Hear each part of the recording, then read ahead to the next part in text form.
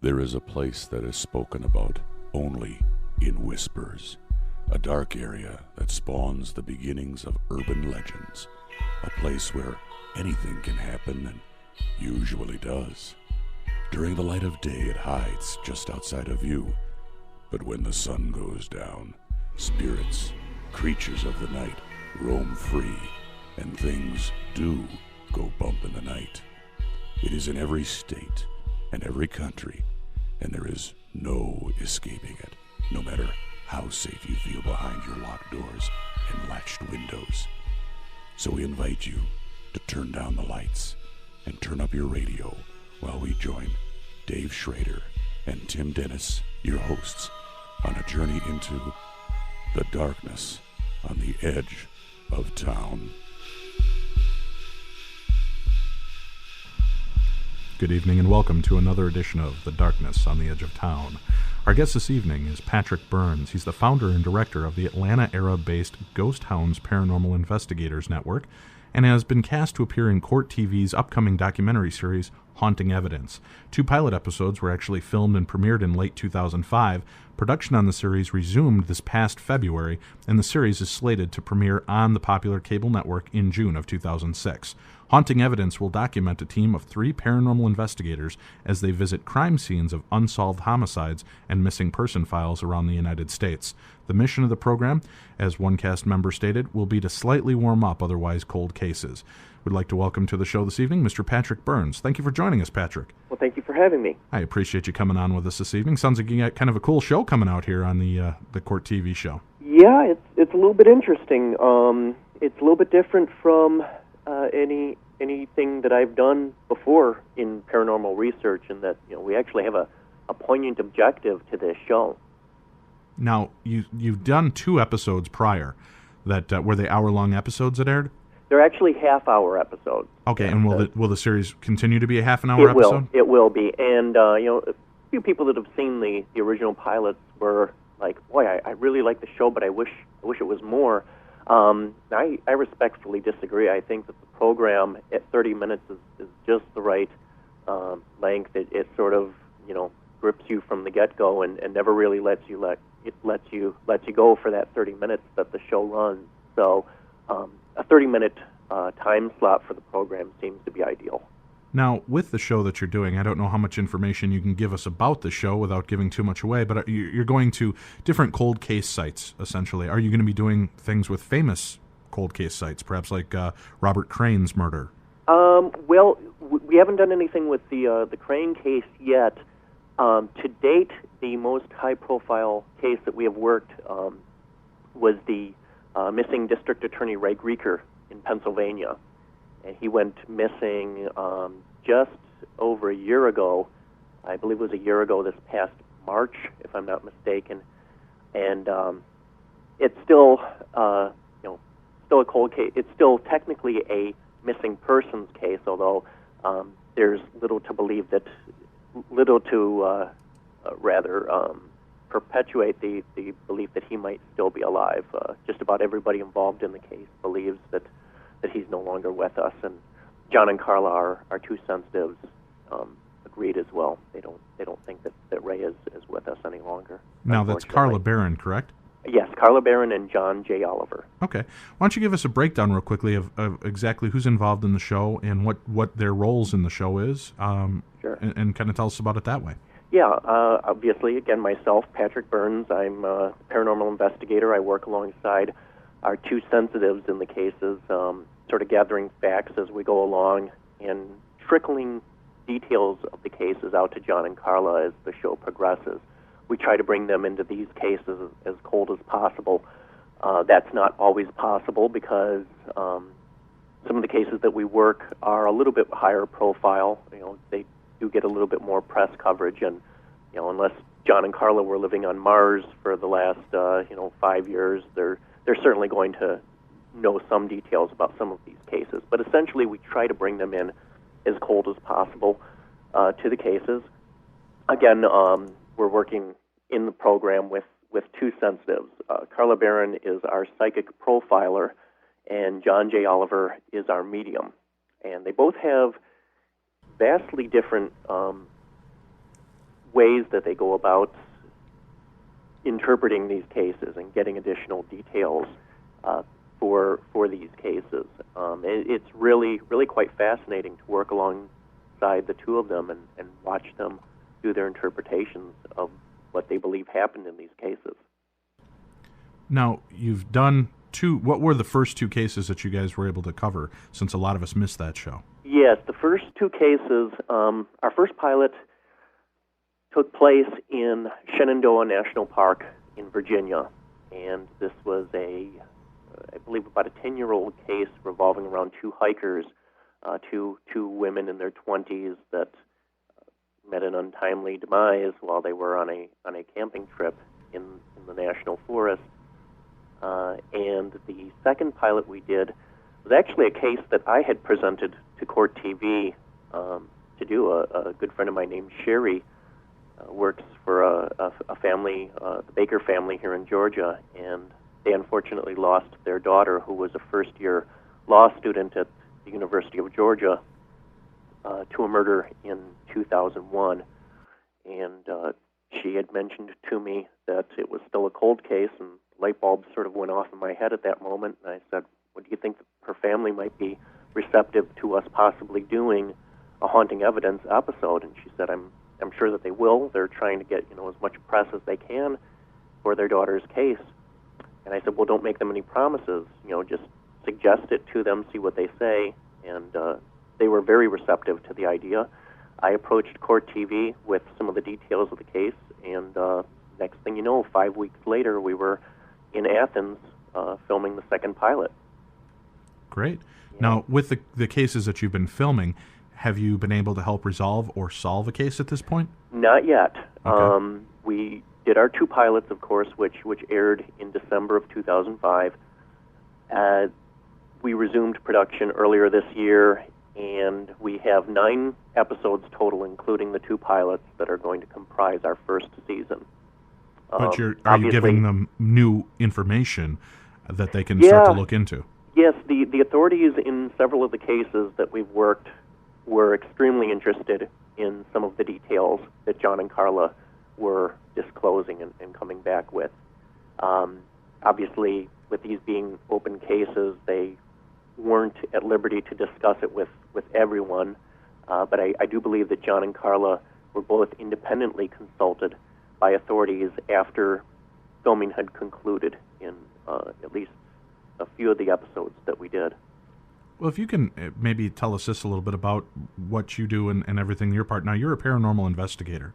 That's correct. Do you have full faith in the two psychics or sensitives that you have working with you on this? I mean, do you ever feel like maybe they're just, and I'm not trying to put you on the spot. I know that they're your co-hosts and part of the show, but as a paranormal investigator, it's always good to have that healthy bit of skepticism. Oh, absolutely. And, I am a skeptic, first and foremost. I think you have to be a skeptic as a paranormal investigator when you are investigating this phenomena. I can assure you that, my interest has been piqued during the filming of the show, and I've been, sort of keeping an eye open to see if there's any signs, that anything fishy was going on, or that John and Carla might simply be doing cold reading. To your listeners, if they're not familiar with the term cold reading, it's applied to psychics or sensitives who essentially give nothing more than a large number of very vague details about something. And it's the equivalent, I like to say, of throwing darts at a dartboard with a blindfold on. If you throw enough darts, eventually you'll hit a bullseye. And that's essentially what cold reading is. I can say that I have been very, very impressed with John and Carla throughout the filming of the program. They both seem to come out of the gate immediately, hitting on details that not only have I not disclosed to them, but in many instances, they're details that have not been disclosed to the public. They're details that the authorities are withholding because it's presumably sensitive information. Right, it's a form of validation that they're getting the right person. I'm sorry?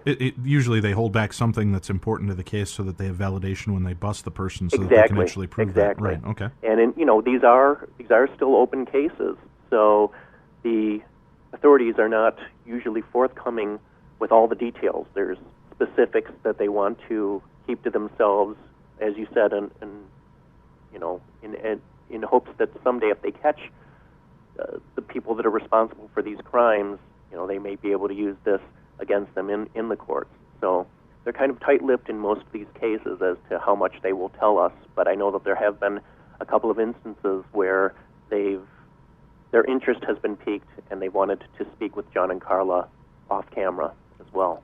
And now, obviously, have they I don't done know this? what the nature of Sure. those discussions entailed. Have they done this for police work in the past, these two? Yes, both John and Carla have both assisted authorities in investigations before. Do you know what type of success rate they've been able to achieve I by know helping them? that John has had.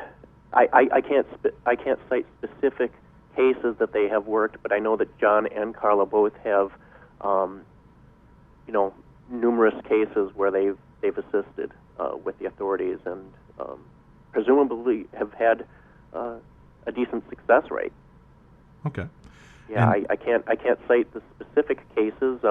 John and Carla would probably want to do that themselves because they are their cases that they've worked, and I'm sure they've probably got, their better cases. Right. I just didn't know if you knew that usually they're about 75% in helping them, finish crimes, or. Yeah, it's so difficult, I guess, especially for them to quantify a percentage rate, because in some instances, I guess it varies the amount of participation they take in a case. They may give a detail or two, and the police say, okay, thank you very much, and they turn out solving the case at a later date, but never credit John or Carla for that, for whatever reason. So I can't say with any degree of certainty what their success rate is. That would be something you'd probably want to ask them. Great. For those of you just tuning in, you're listening to the Darkness on the Edge of Town radio show here on AM 1470 KLBB in Minnesota, or you're listening to us worldwide on the web at www.darknessradio.com. Our guest this evening is Patrick Burns, and he's the founder and director of the Atlanta area-based Ghost Hounds Paranormal Investigators Network. He's also cast to appear in Court TV's Haunting Evidence television show. We'll be back with Patrick right after this. Don't you dare move. There's more to come from the Darkness on the Edge of Town with Dave Schrader and Tim Dennis. Howdy, this is Don Raleigh from Evolve Systems. Evolve Systems can't help you lose weight. We don't know anything about diamonds, and we can't help you save a boatload of money on your car insurance.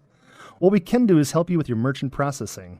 We work with small businesses to provide credit card processing, debit card processing, gift cards, and check acceptance. Whether you need a point-of-sale system, a credit card terminal, or want to accept payments over the internet, Evolve Systems will work with your small business to find the right solution for your merchant processing needs.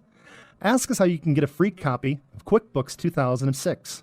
You can reach us at 651-628-4000 or on the internet at www.evolve-systems.com. Now you have a friend. Well, not yet, but give us a call at 651-628-4000. And we can chat. Evolve Systems, where we help you to manage change. This is Don Raleigh. Cheers. If you read Taps Paramag every month, you'll be able to tell the difference between the absurd Could not go to work because Bigfoot stole my car. and the creepy. Taps Paramag takes you where few would ever go on purpose. From exclusive interviews with the cast of The Ghost Hunters to the latest trends in technology in the field of the paranormal. To join our journey, order at tapsparamag.com. You hear footsteps and things bumping and banging in the middle of the night. Could it be paranormal activity? Or is it just Dave and Tim raiding your fridge? Beer. Strange things happen in the darkness on the edge of town. Good evening and welcome back to the Darkness on the Edge of Town Paranormal Radio Show. This is your host, Dave Schrader, along with me, as always, my co-host and producer, Tim Dennis. Tim, you're a little too silent tonight. Sorry. All right, better. All right, now we're going to go back with our guest. As I mentioned before we left for the break, our guest is Patrick Burns, and he is the founder and director of the Atlanta area-based Ghost Hounds Paranormal Investigators Network, and he has a new show here in June premiering that's called Haunting Evidence, and you can find that on Court TV. Patrick, for people that are tuning in, first of all, let's give them your website information so that they can go check out if they're having help or need help with hauntings or problems in your area. Can they still contact you? Are you still running your paranormal group? Absolutely. Okay, Of course. and how yes. can they find you there? The website address is Ghost Hounds. That's Ghost Hounds, plural with an S on the end of it, HOUNDS.com. So, Okay. ghosthounds.com. Ghosthounds.com. Yep. And there's information there on how to contact you and information and pictures and things like that that you've Absolutely. collected. Fantastic. Now, before we left for the break, we were just talking about the fact that a lot of times they'll be able to catch criminals, but then they don't credit the psychics. And, for any of us that are fans of the NBC TV show Medium, it seems that they have to play that up quite a bit on the shows, that you can't use that. Now, by actually televising this and reopening up these cold cases and trying to help, do you think that that's going to, possibly screw up chances to convict people that have been, that have committed these crimes? Because now, the courts, let's admit it, they don't recognize psychic ability. Exactly. It's all done on the hush-hush. Everybody, I believe that the police departments use them a lot more than people know about. I believe that the CIA and FBI use psychics a lot more than they know about, than the public knows about, I should say. But do you feel that could hinder in an actual arrest or prosecution of a guilty party in this? I've often contemplated that myself. Are the details that John and Carla coming up with, is it going to be a hindrance? I know that one of my cast members, I can't mention who, has been called to the witness the witness stand on cases that were being prosecuted. Because the defense contends they try to punch holes, obviously, in the prosecution's case, and their argument is, well, if you hadn't got the interpretations from this psychic, this quote-unquote psychic, maybe you wouldn't have looked in the direction of my client. So they try to cast doubt into the eyes of a jury in that respect. And yes, you're correct. Police departments do try to keep this on the sly, on the hush-hush, if they're actually working alongside psychics. Now, interestingly enough, in our program, in most of the episodes, we actually do meet with authorities and get details on the cases from them. And I certainly hope not. I hope that after all the work that we've done, I certainly hope that none of John and Carla's profiles that they've painted of these cases ever turns out to be actually a hindrance to getting a conviction. I guess time will tell. Well, I would guess too, if the police are actually concerned about that, they probably wouldn't be requesting your help or doing it on film. Absolutely. Okay. Yeah, and usually the details that they are presenting to us on film are details that are already publicly known. So they sort of figure, well, it's probably not a hindrance to our case because this is information that's already been made publicly. They can get it from us on camera, or they could go and get the police reports themselves. With doing these investigations, and what got you involved in the paranormal yourself, if you don't mind me kind of switching gears a little bit here? Always been a fascination of mine. Ever since I was a little kid, I was fascinated in ghosts and ghost stories, and probably when I was a little tyke, I was watching Casper the Friendly Ghost, and it just sort of blossomed from there. Sure. I was always interested in UFOs and ESP, all these alternative areas of science that supposedly don't exist. The pseudosciences, paranormal topics were always a fascination of me, and I actually got my start in this field investigating the paranormal sort of by accident. It was about the mid-1990s. I was living in the northern Wisconsin area, and in the Upper Peninsula of Michigan, there was a spook light legend that I subsequently debunked in the span of one evening, and that just sort of set the ball in motion for me from there. What were spook lights? Well, spook light is typically a phenomenon, and they take on many different shapes, many different characteristics. Typically, though, what it is usually a shimmering ball of light that's seen in a rural country road someplace, and allegedly it's paranormal activity. This, of course, has been shown to be not the case time and time again. Not only in the case of the phenomena that I debunked, but many other places as well. If the conditions are right, perhaps you're seeing, as I had at this place, car headlights being refracted by swamp gas, that sort of thing. Right, I know they had something similar like that with the Resurrection Cemetery in Chicago. Right.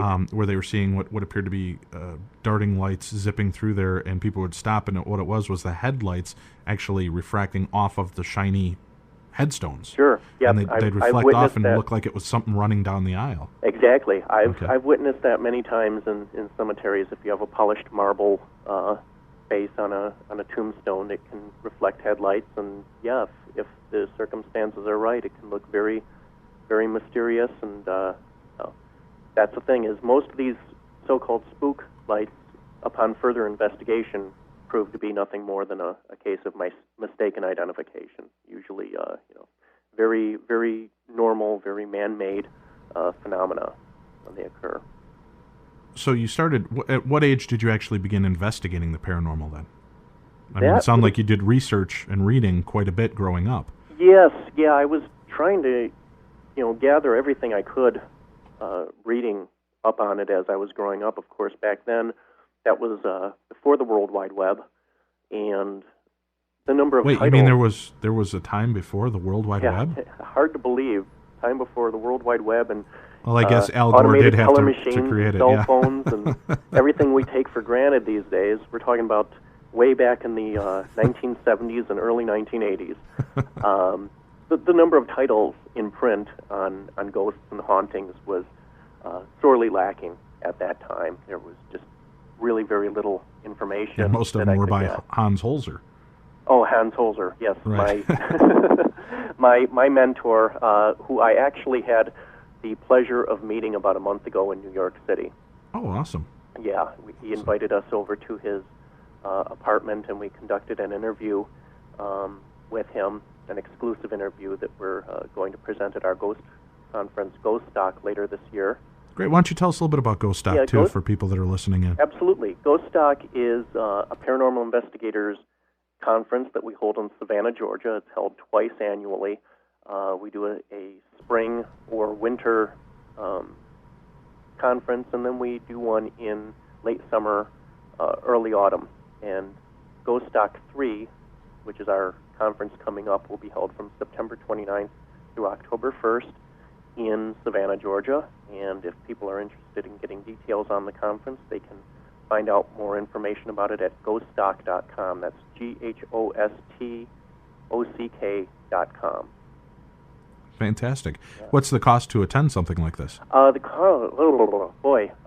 running a special right now. I think there's an early bird special where people get a 50% discount off of their registrations if they book a room at the Marshall House Hotel, which is our base of operations for the conference. It's also a haunted hotel, so there's an added bonus there. Awesome. We're big fans of the haunted hotels. I'm sorry? I said we're big fans of the haunted hotels. Well, this place does not disappoint. When we held Ghost Stock 2 this past January, pretty much everyone that attended the conference had some tale about the hotel itself to report. But was that on their way up to the room after leaving the bar? Before? Did you see that thing? What the hell was that thing? Exactly. Now, you go out there, you're skeptical when you do your investigations. Of course. You want to try to look for the logical answers, which I totally appreciate. How often do people get ticked off when you can, explain it away? Does that happen often to you? It does happen often to me. I used to get photographs from people on a regular basis who took photos of orbs, so-called orb anomalies in their home. And they would be like, look at this photo I got. And, they'd see the orbs in the photographs, and I would explain to them, it's interesting, but the mechanics of photography dictate you're probably catching dust reflections or something that's floating about in the air, a bug, dust particle, pollen. So are you going on record saying that really orbs should just be discarded? The vast majority of them should be. How do you differentiate between a real orb and the dust? I'm sorry? How would you differentiate when you look at a picture? I mean, is there something that's keystone for you so you can look at it and go, that is a ball of light or, energy. That's a moth or a, right. I have, I cannot discount all orbs myself because I have actually witnessed these anomalies myself with my unaided eye on occasion on investigations, and I've had people confirm this on video camera that were standing apart from me. I witnessed this anomaly moving across, and they actually captured on their video camera as well. So can't be simply discarded as an overact imagination on my part. I am currently at the present time working on refining photographic techniques that we can use to help us eliminate the false positives, so that we can look at something and say, that's definitely dust, or, well, it's probably not dust or a bug. It could be something else.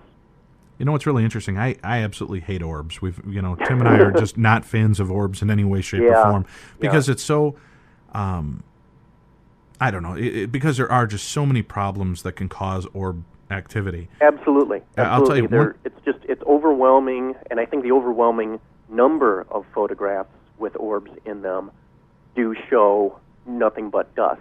This is why I've become less of a fan of still photography. Right. When I'm taking photographs these days, I'm using video for virtue of the fact that the video camera represents a camera that is taking multiple images over and over again, essentially 30 frames per second, 30 photographs per second. And that can go a long way towards telling you what the origin of this anomaly is. It is, just simply by the way it moves in the frame of video can tell you you've got a bug there, or maybe it's something else. It's funny with doing the investigations, and Tim and I are just getting our feet wet and actually going out and checking out investigations and becoming a part of it. And by the way, for everybody that's listening, if you have a haunting, especially here in Minnesota, you have things that are going out, you're an investigative team, or you're a person that's having a problem, you can always contact Tim or I at Dave@darknessradio.com or Tim@darknessradio.com. Tell us about what you're doing. If you'd like us to come out and do an investigation with your team so that we can be there on hand, we'd love to join in on that.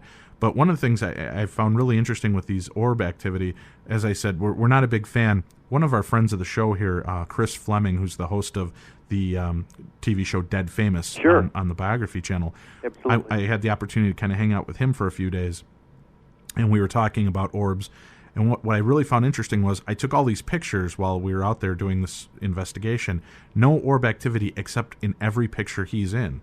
And they're all around him, like, on his head or on his chest or around him in those senses, but not on anybody else in any of the pictures.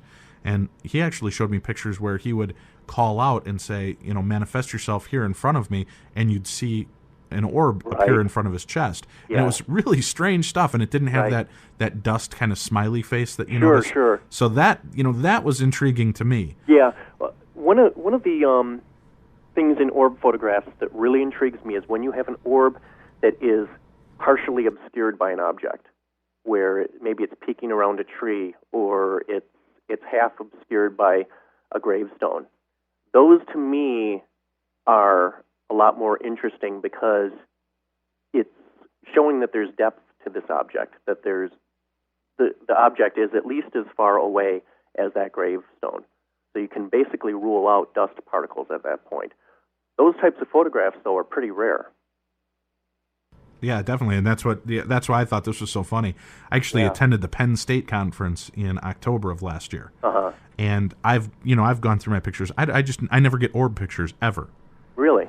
Never. I've never gotten them. At least I've never noticed them, and I have an interest in the paranormal. I like to look for the stuff. At the Penn State conference, I took pictures of the entire group that was, Jason and Grant from Ghost Hunters, Lou Gentili, Rosemary Ellen Guiley, all these people that were guests there. We're all in one big group, and I took a picture, and in two of the pictures, there's a huge orb that's off to the side, almost like it's standing in the picture as well. Huh. And I thought that was really intriguing because I'd never gotten orbs at all until I was on that trip taking That's pictures very at a paranormal convention. Then I was picking up orb activity. Sure. So I thought, personally, I just thought that was kind of a funny situation that here I'm the biggest orb hater in the world, and now I'm Now you're second getting guessing them. myself, right? But It makes you wonder, that's for sure. yeah, definitely. Now, when you're doing investigations, what type of method do you have the most success with? Video, audio, sensory? What exactly do you get the most I try response from? when possible to incorporate all those aspects. I like to have as many different variables charted and recorded as possible. My nickname on the site is Ghost Geek, and that's a very appropriate term for me because I'm constantly, well, first off, I have a strong background in IT and electronics. I've always been kind of a tinkerer and a hacker since I was a kid. And, when I saw the movie Ghostbusters, of course, movie's complete fiction, but the part about that movie that really got me was how they were using all these electronic devices to study this phenomena or capture this phenomena. Well, you're a techie and you like all this equipment. Can you honestly say, though, that this equipment is really good for these type of investigations? I mean, from what I've heard from a lot of the skeptics out there, none of this equipment was ever built. EMF detectors, Absolutely. Ambient temperature, things like that. Absolutely not. Absolutely, you're correct in that assessment that we've pretty much adopted existing equipment to use for our purposes. And yes, there are possibilities. There are other things that can trigger these devices to register something. Of course, we try to eliminate that. We try to eliminate the cause, figure out what the cause is. Why did we get an EMF spike in this location? Okay, it's essential to go in and sweep a location beforehand, before you go in there. I did an investigation this past October in a residence where my tri-field meter was going off, and it turned out that they had an ionic breeze machine, air purifier. Oh, sure. In the room. High voltage source in there, also spitting out a healthy stream of negative ions. And once I killed the power on that, of course, the tri-field meter settled and went back to normal.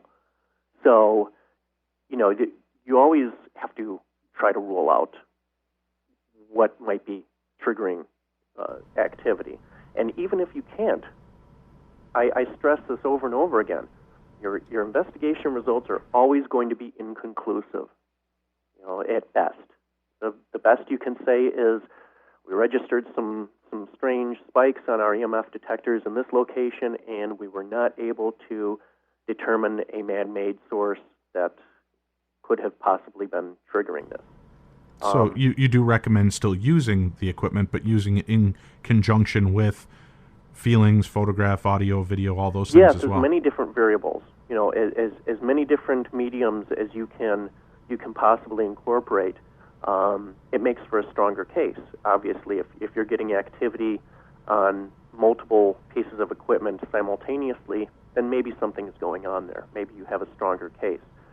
In the instance of temperature fluctuations, okay, sure, you can catch a draft that might blow across you, and you might be able to measure a fluctuation in the temperature there.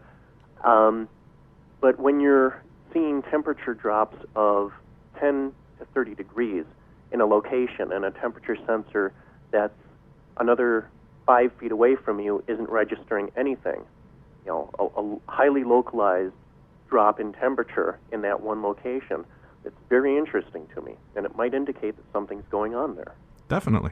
And for everybody that's just tuning in or has been with us, you're listening to the Darkness on the Edge of Town Paranormal Radio Show. Our guest this evening is Patrick Burns. Patrick is the founder and director of the Atlanta area-based Ghost Hounds Paranormal Investigators. You can check him out at ghosthounds.com. He's also one of the hosts of the new documentary series that's appearing on Court TV here in June called Haunting Evidence.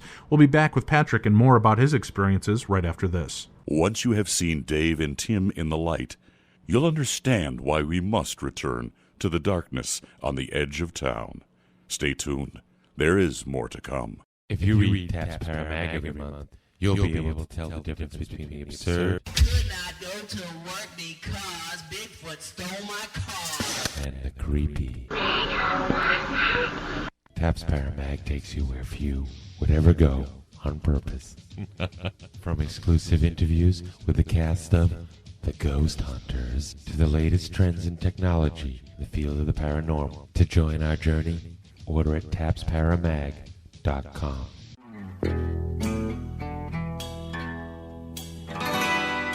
Try not to fall asleep. We'll only give you nightmares. Welcome back to the darkness on the edge of town.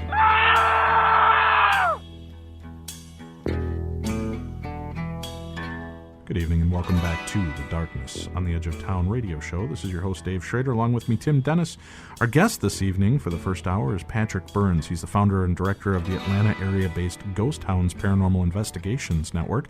And you can check out his website and get help if you're having problems with hauntings. You can go to ghosthounds.com. Again, that's ghosthounds.com. You can also catch him this month here in June on Court TV with Haunting Evidence, which is a brand new TV series that's coming out that's set with him and two sensitives where they go to cold case files to try to help warm them back up, see if they can come up with some new information about the cases that have gone on and that are remaining unsolved.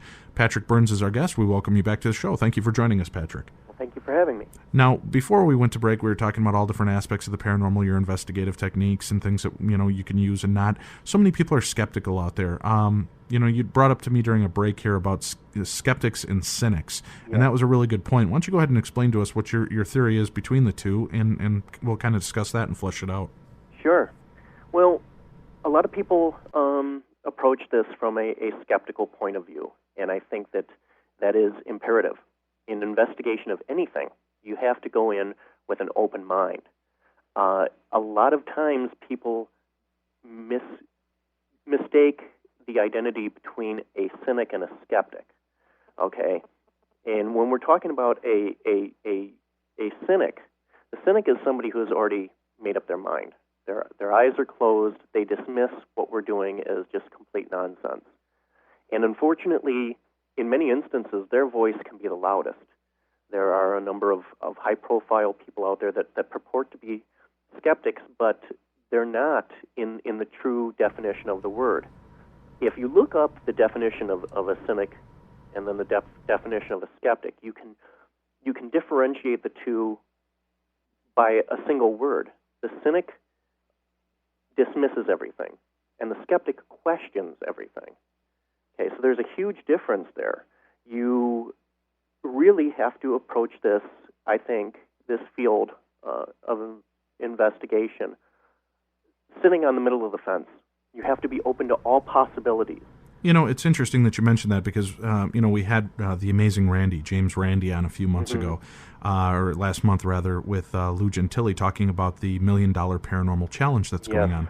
And the one thing that I find really interesting with that is, he claims to be skeptical, of course, and I think he comes across very cynical. And as I had mentioned on the show, after 60-plus years of investigating the paranormal and never really seeing anything for himself, don't you think that cynicism starts to build itself after years of investigating? And, there have been many times where as we mentioned earlier with you can do an investigation, and I have friends and family, and since we started the show, people that are always sending in pictures. Right. And I've been able to dismiss, I think, 99.9% of everything that we've been sent.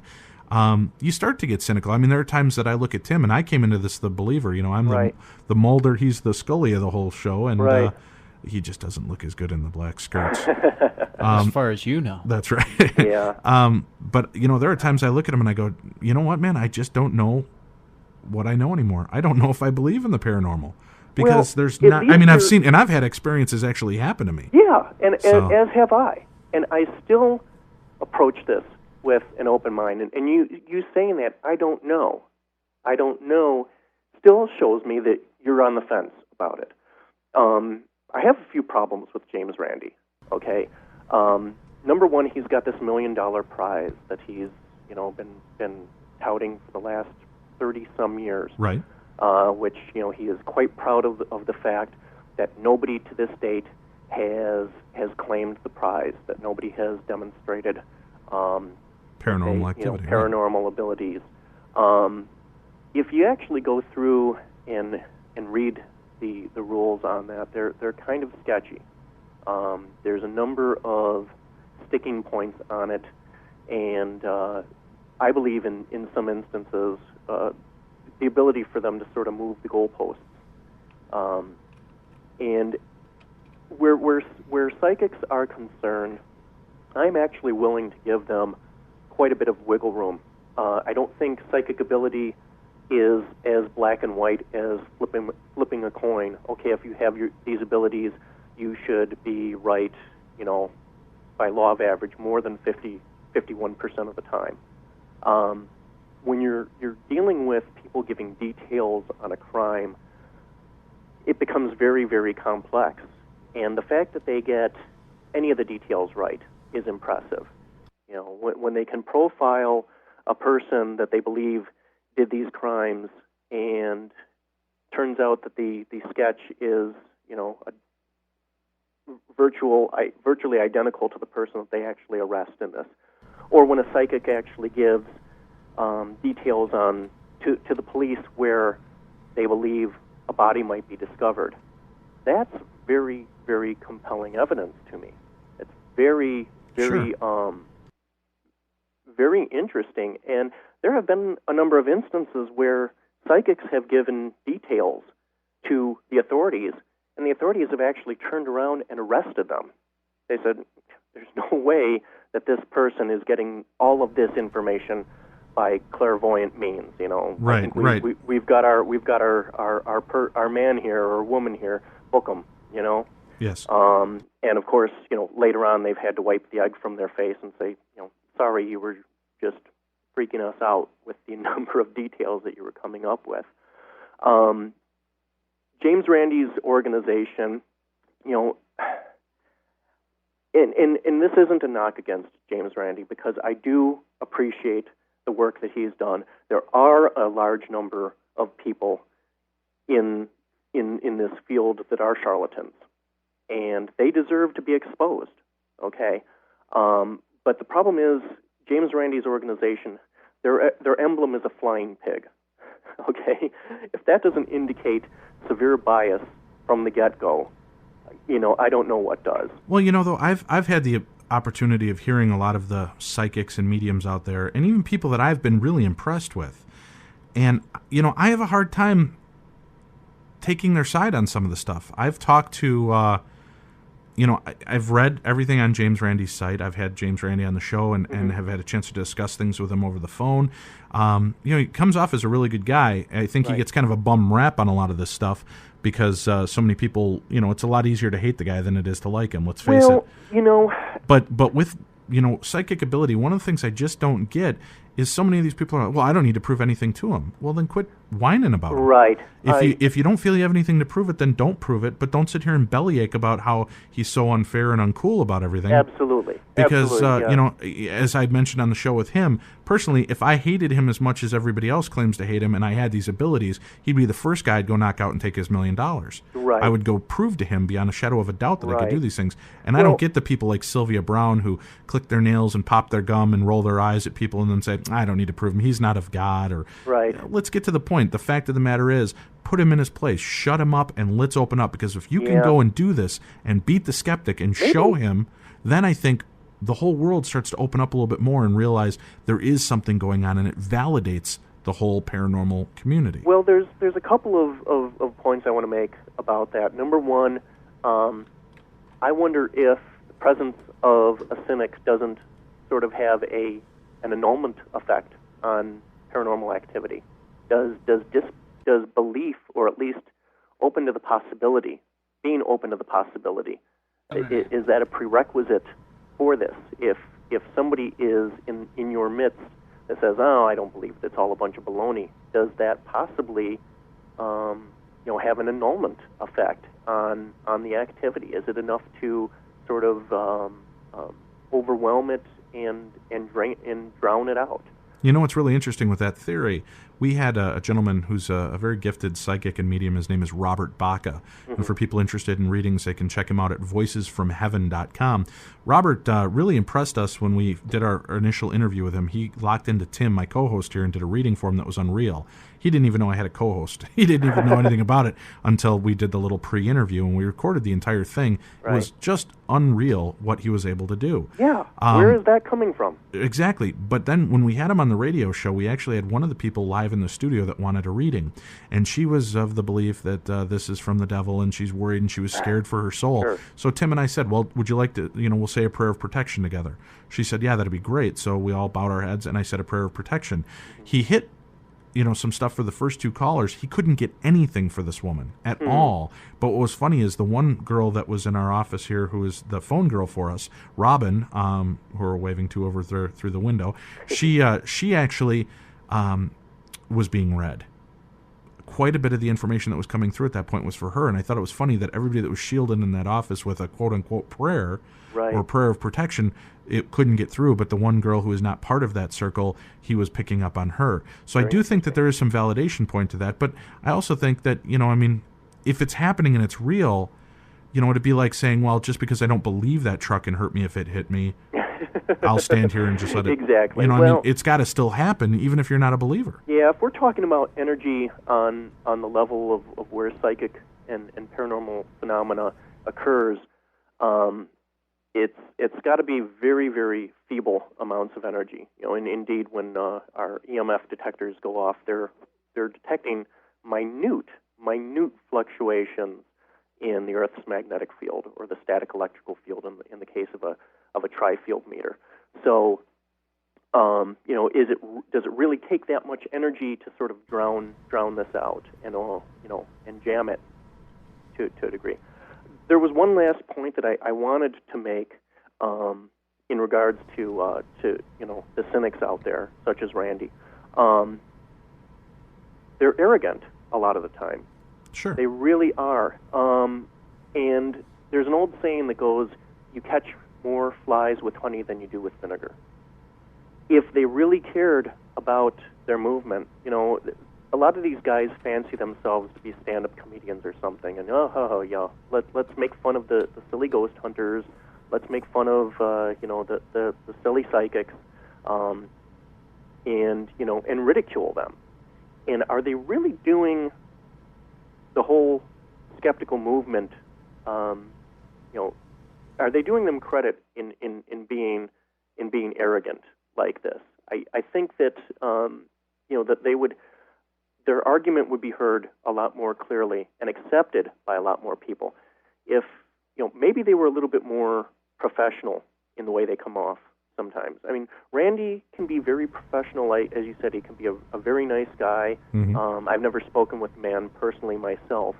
And then there are other times that he posts stuff on his site that are just, downright cruel and mean. And I'm told he made a comment in regards to Sylvia Browne about how maybe she'll scratch herself with her nails and bleed to death at the amazing meeting in Las Vegas. And I was Sure. like, where did that come from? Well, you know where I think it comes from, and personally, I just can't stand Sylvia Browne myself, and I've never made any bones about it on the show. Right. Because you know what? Here's the other side of the coin. Here's somebody with abilities who I think comes off as a complete arrogant jackass. Yeah. She rolls her eyes at people like, I'm doing you such a favor. She charges Yeah. like $700 for a reading. Sure. Yeah, there are two sides to the coin. And I do feel that can cause a problem. Now, the thing is that if you have, like Houdini had a very healthy skepticism of the paranormal. Absolutely. And of mediums. His main fear and problem was people that are being separated from their money, that are being preyed upon by people like Sylvia Browne, who don't really seem to be in it for the people or helping them. They Right. seem to be in it for separating people from their money. Yeah, Now, I work with some really reputable mediums like Yep. C.J. Sellers, Robert Baca, Karen Reese, who are very good at what they do, and their prices are nowhere near what Right. John Edward or Sylvia Brown charges. And they're actually very empathetic and loving towards you when you do these readings. I Well, get the that's- feeling from a lot of the psychics out there that they're not, and I think that's why he goes on the defensive. Yeah. It's if I try to discredit this woman as much as I can, maybe people will stop spending insane amounts of money with this woman Yeah. for a reading that, he's still not convinced. I mean, she agreed to take a challenge with him. Absolutely. She agreed to do this, and then And she hasn't to this day. right, Oh, and don't- and has come up with 100 reasons why she shouldn't. Right. Don't get me wrong. Right. There are you have the arrogance on both sides of the Right, equation. definitely. I have never charged money to do an investigation. Right. In And I think any good paranormal but, investigator would, yeah. Being a part of this program Avoid is the first time that I've ever been compensated in any capacity for my efforts, and quite the contrary. I've spent literally thousands of dollars over the years, not only on equipment but on travel expenses to go to these places and investigate. And I am not presenting my findings as proof. I gave that up a long time ago Right. that we're ever going to find the smoking gun. Right. For me, it is more trying to prove it to myself. You're never going to convince The an world, absolute, right. There's absolute skeptic or an absolute cynic of something. There's Right. always going to be, somebody who's going to assume you faked something. And that's the perfect way, and I think that's the best way to go about doing paranormal investigating. Yeah. Try to help the people that need the help and investigate it for yourself. Sure. You're not out, you don't need to prove it to the world, and don't take it so personally when the rest of the world doesn't believe your thoughts or Exactly. beliefs. That, I think, would Exactly. remove so much of the anger. Yeah. Patrick, I really want to thank you very much for being a part of the show with us this evening. Well, thank Love to you. have you back on again more as the show progresses here and you get more episodes out there. Talk to you about some of these episodes. And one I'd like to throw at you if you haven't mingled with yet is the Jody Husentrut case, who is a television news personality that vanished a number of years ago. You might be psychic yourself. My wife just mentioned that case to me this morning. Great. Yeah, that would be fantastic to check into. I know that there's a lot of people that love her, care about her, and Yes. really want to know where she's at. That may be a possibility for our next season. I will bring it up to our production company and see what they think. Great. And the TV show is called Haunting Evidence. It's debuted here in June, so make sure that you check it out. It's on Court TV, and if you need any help from Patrick or from his investigative team, you can check him out at Ghost Hounds Paranormal Investigators Network, and that's at ghosthounds.com. You're listening to the Darkness on the Edge of Town radio show. Our next guest coming up at the top of the hour will be Diana Avena. We'll be back with more right after this.